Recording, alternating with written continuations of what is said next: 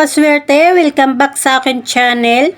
Panibagong araw, panibagong video na naman ang aking ibabahagi sa inyo.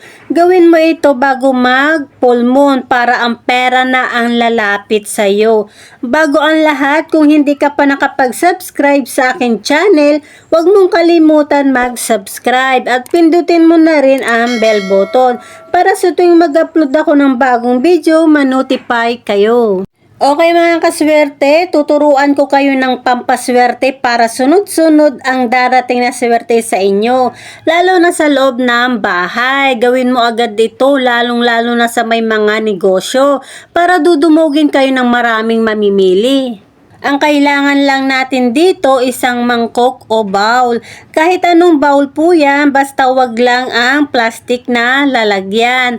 Mas mabuti po kung ang lalagyan nyo ay babasagin dahil nag-a-attract ito ng kaperahan sa ating tahanan. Basta wag lang pong may crack o basag-basag dahil malas po yun, lalo na po kung gagamitin nyo ito para sa pampaswerte.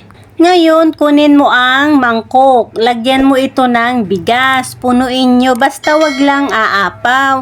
Ang bigas po, sumisimbolo ito ng kayamanan at kasaganahan sa pagkain. Malakas ang enerhiya ng paggawa ng pampaswerte kapag full moon. Dahil bukas ang portal of manifestation. Kaya the best, gumawa ng pampaswerte kapag full moon.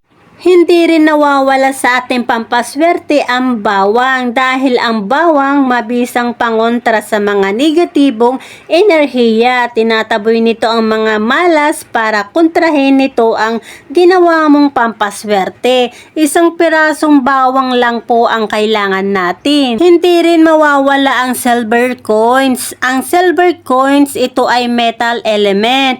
Nag-a-attract din ito ng maraming pera. Hugasan nyo muna ang coins sa suka para matanggal ang kumapit na negative energy sa barya.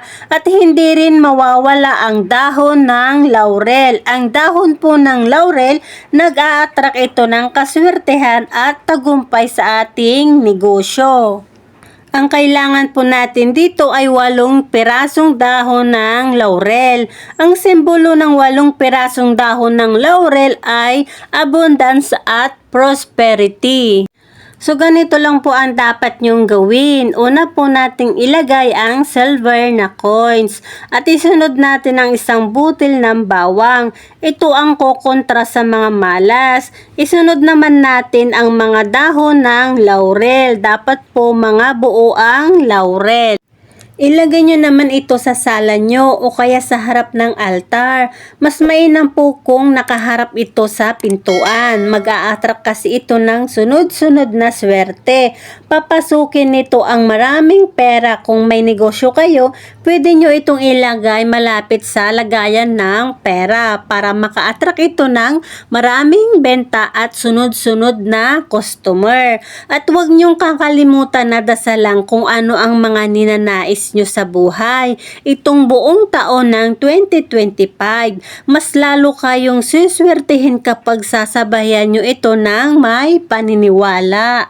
Pag may 7 araw na po ito, pwede nyo nang alisin. Ang bigas po ay pwede nyo yan isama sa pagsaing nyo pag magluluto kayo. At itong bawang, itapon nyo na dahil nahigop na nito ang mga negatibong enerhiya. Itong silver na coins at dahon ng laurel, ilagay nyo yan sa red pouch. Samahan nyo ng 21 butil na bigas. Ilagay nyo ito sa bag nyo para lahat ng pupuntahan mo, lalo na pag-usapang pera, ay kusa na itong lalapit sa inyo. Siyempre, mas lalo kong lalapitan ng swerte kung sasamahan natin ito ng sipag at tiyaga at determinasyon.